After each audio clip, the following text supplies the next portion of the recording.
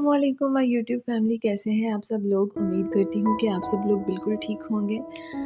तो आज का मेरा जो टॉपिक है वो ये है कि हम अक्सर ये महसूस करते हैं कि क्यों ऐसा होता है कि मैं हर किसी के साथ इतना अच्छा ट्रीट करती हूँ, मैं अपना 100% देती हूँ या देता हूँ, मैंने पूरी एफ़र्ट लगा दी और इसे मैंने बहुत अच्छा समझा, लेकिन फिर भी इस इंसान ने मुझे धोखा दे दिया या इससे मुझे बहुत हर्ट हुआ, या इतना ज़्यादा इन रिश्तेदारों, इन फ्रेंड्स के साथ मैं अच्छा कर चुकी थी और मेरा बिलीव सिस्टम भी था कि मैंने अच्छा किया है, मेरे साथ अच्छा ही होगा।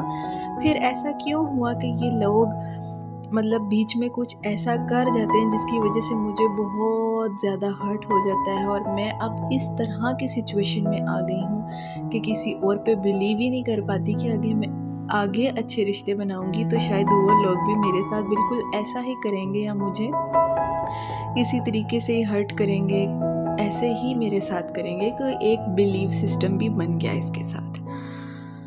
तो जो सबसे पहली बात, ऐसा क्यों होता है कि हम किसी के साथ अच्छा करें और फिर भी हमारे साथ कोई बुरा कर जाए। इसकी अगर हम डेप्थ में जाएंगे, क्योंकि हम यहाँ पर साइकोलॉजी की बेस पे चीज़ों को अंडरस्टैंड कर रहे हैं, अलाइनमेंट की बेस पे अंडरस्टैंड कर रहे हैं। अलाइनमेंट का मतलब होता है खुशी, हर चीज़ को बियॉन्ड करके अपने अंदर की खुशी जो आपको और डिवाइन को कनेक्ट करती है। आपको कनेक्ट करने का सोर्स डिवाइन से सिर्फ एक गम नहीं है, वो खुशी भी है। ठीक है, हमने अक्सर ये सुना है कि गम से ही हम कनेक्ट होते हैं डिवाइन से, गॉड से। उसमें तो हम जाके अपने दुख सुनाते हैं ना, हज़रत दाऊद अलैहिस्सलाम जिन्होंने गम की हालत में अल्लाह ताला को पुकारा था।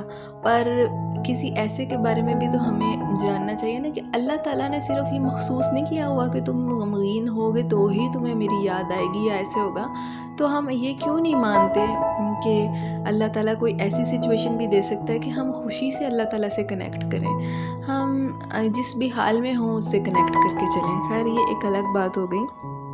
तो ऐसा क्यों होता है इस तरह अगर देखा जाए इसको बहुत ज़्यादा डेप्थ में, तो ये आपकी सेल्फ इमेज है जो आपको रिफ्लेक्ट करके मिररिंग की फॉर्म में नज़र आ रही है। जैसे कहा जाता है ना, जो जैसा होता है उसके साथ वैसा होता है वो वैसा अट्रैक्ट करता है। ये चीज़ें हमारी मतलब मेथडोलॉजी में इतनी ज़्यादा कॉमन नहीं है। हालांकि ये हमारे कुरान का मैसेज है कि अल्लाह ताला से जैसा गुमान करेंगे अल्लाह ताला आपको बिल्कुल वैसा ही अता करेंगे।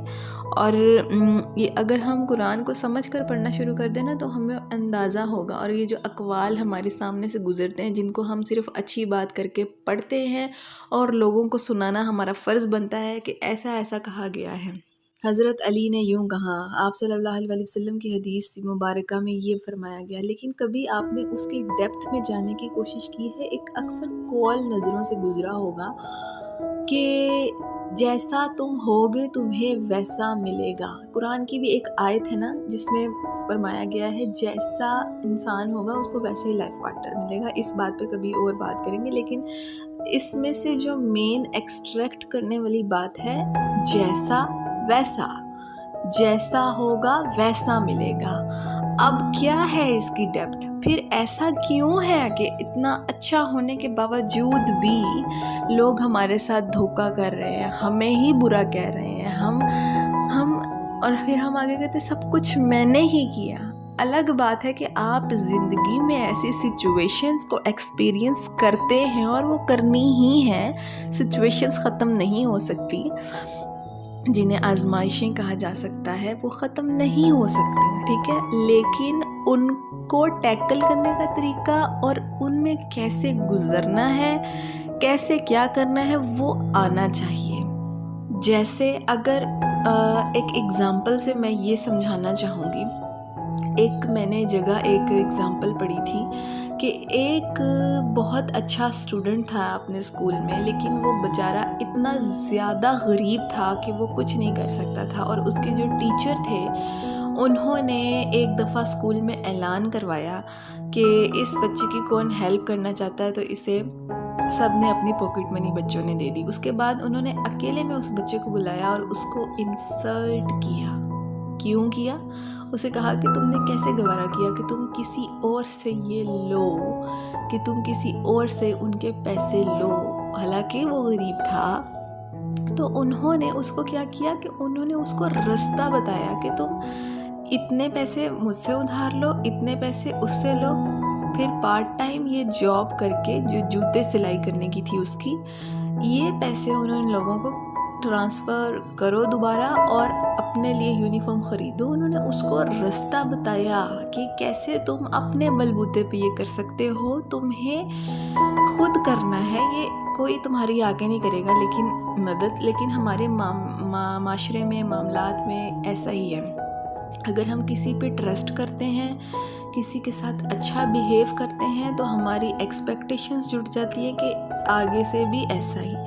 तो इस सिचुएशन में डालने का अल्लाह रब्बुल इज़्ज़त का मकसद ये नहीं था कि तुम्हें कोई रिश्ते दिए गए हैं जिनसे तुम्हें मोहब्बत है तो दिल लगा कर उन्हें परों में फैला कर मतलब ऐसे बैठ जाओ कि बस ज़िंदगी यही है। तुम्हें ये चीज़ें कंट्रास्ट के लिए दी गई हैं। जैसे कहा गया है कुरान पाक में कि इंसानों को इंसानों के लिए अल्लाह ताला ने आजमाइश बनाया है। तो इस चीज़ को आप कैसे ले सकते हैं कि आपके हर रिश्ते को मतलब इंसानों को इंसानों के लिए आजमाइश बनाया, तो आपने इस सबक को भूलकर कैसे आप किसी और तरफ चल पड़ते हैं। जैसे ही आप सबक को भूलकर किसी और तरफ चल पड़ते हैं, आपका अलाइनमेंट डिस्कनेक्ट होता है, आपकी खुशी क्योंकि दूसरी चीज़ों से वाबस्ता हो जाती है और फिर आना ही आना है वो ज़लज़ला जिसको आप कहते हैं मेरे ही साथ ऐसा क्यों हो रहा है, मैंने ऐसा किया तो ऐसा क्यों हो रहा है।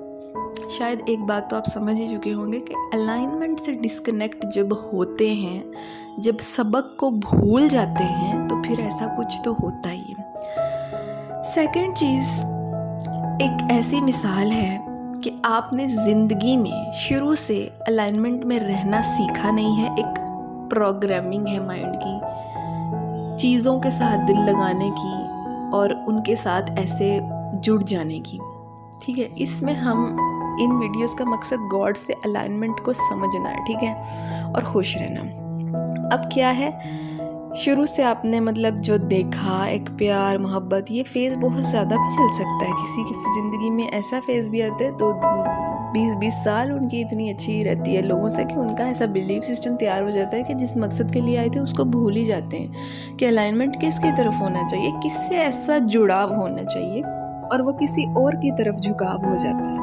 ठीक है, अब जी इसमें उन्होंने जो जो सिनेरियो अपनी ज़िंदगी में एक्सपीरियंस किए उस मुताबिक अपनी एक क्रिएशन क्रिएट कर ली। मैं ऐसी, मैं वैसी, वो मेरे साथ ऐसा, मतलब जिस तरह ये धचके तो बाद में लगते हैं ना, उन्होंने ऐसा कर दिया एक फ़ेज़ के बाद। उससे पहले जो ये फ़ेज़ चल रहा था जिसने आपकी प्रोग्रामिंग ये की कि अब आपको मतलब ये ट्रायल्स आपकी ज़िंदगी में आ रहे हैं तो आप उसे कॉप अप नहीं कर पा रहे, उससे पहले जो आपने लर्निंग की है ये उस बेस पे, वो लर्निंग को ले लें कि फॉर एग्ज़ाम्पल आपने एक परफ्यूम लगा लिया है, एक परफ्यूम लगा लिया है, अब उसकी खुशबू दूसरे को भी आएगी, चाहे आपके वर्ड्स ऐसे हों, बहुत मोटिवेशनल हो। मैं तो ऐसी नहीं हूँ, मैं बहुत ज़्यादा सेल्फ डिपेंडेंट हूँ, इमोशनली इंडिपेंडेंट हूँ, मुझे कोई मसला नहीं है, मतलब बहुत ज्ञानी है और सबको बहुत अच्छे से ट्रीट कर रहे हैं। लेकिन अंदर से आपने जो परफ्यूम लगाया हुआ है, समझ रहे हैं ना, जो आपने वो एक वाइब्रेशन है, जो आपकी वाइब्रेशन है, जो आपकी एनर्जी है, वो सबको ही आ रही है, वो परफ्यूम की खुशबू सबको आ रही है, वो वाइब्रेशन सबको फील हो रही है।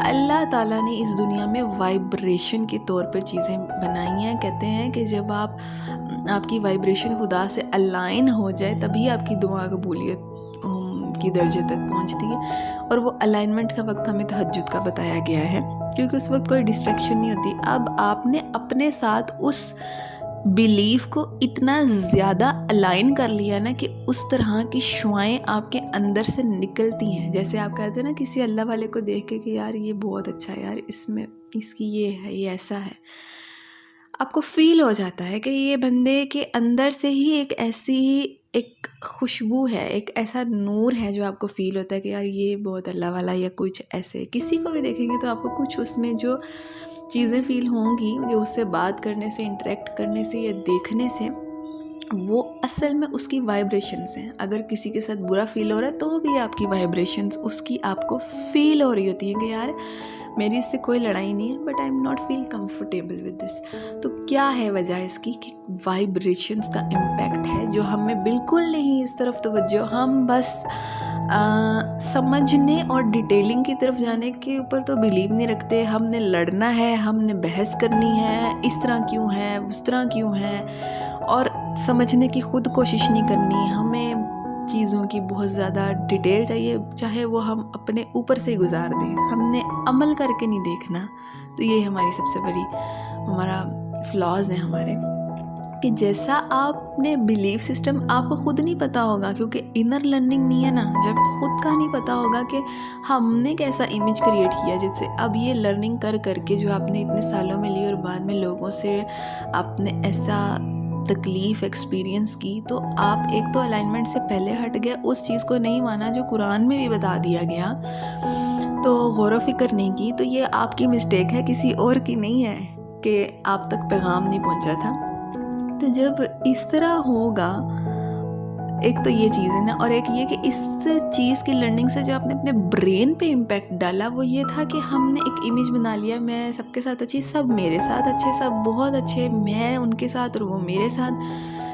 अपने ब्रेन की लिमिट्स को उन चीज़ों से ज़्यादा ऊपर नहीं जाने देना चाहिए, जो हमारी एक किताब जो हमें आसमानी प्रोवाइड की गई है, या हमारे कुछ हमें आप सल्लल्लाहु अलैहि वसल्लम की बातें होती हैं, कुछ हमारी समझ में नहीं आती, लेकिन उससे ऊपर आपके माइंड की नहीं चल सकती, कि हाँ अकल नहीं चल सकती ना।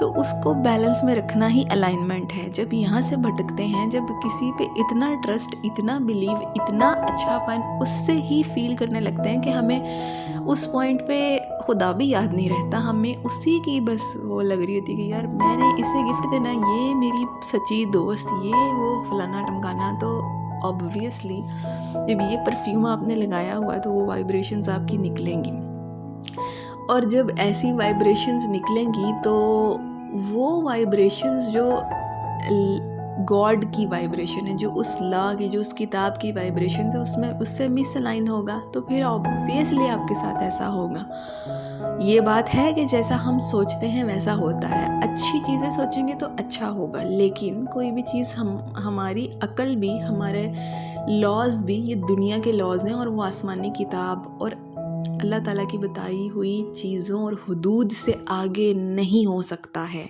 जैसे कहते हैं ना, कुछ गुमान भी गुनाह है।